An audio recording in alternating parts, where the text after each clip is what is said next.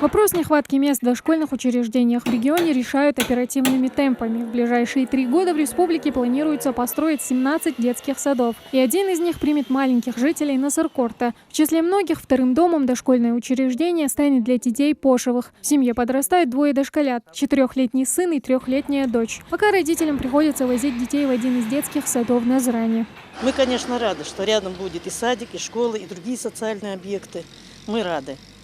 Я думаю, и все наши односельчане будут рады. Я могу из-за них это сказать.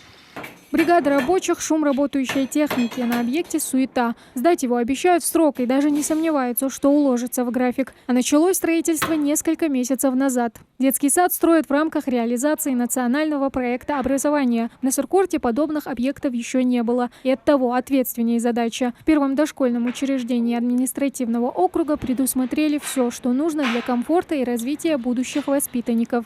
Сейчас мы проводим бетонные работы.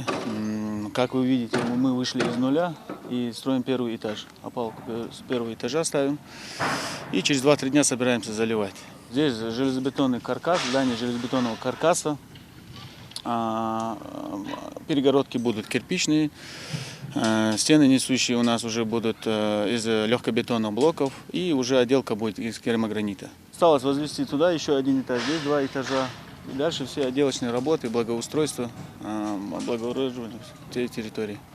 В здании будет 4 лифта, один из которых грузовой, еще один для людей с ограниченными возможностями здоровья. Сад рассчитан на 220 детишек, и для них оборудуют игровые и спальные комнаты, зал для занятий физкультурой и музыкой. Особое внимание уделили и вопросу безопасности.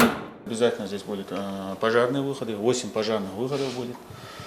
Здесь предусмотрены лифты, здесь предусмотрены наклонные подъемники, здесь предусмотрены пандусы для маломобильных. Везде здесь предусмотрены пандусы, чтобы посещение садика было комфортным. На прилегающей территории по проекту предусмотрели большую детскую площадку, уютные беседки и цветочное оформление. В общем, на этом объекте сделают все для хорошего детства. Тамара Хашагульгова, Адам Гулоев, Султан Булгучев, Новости 24.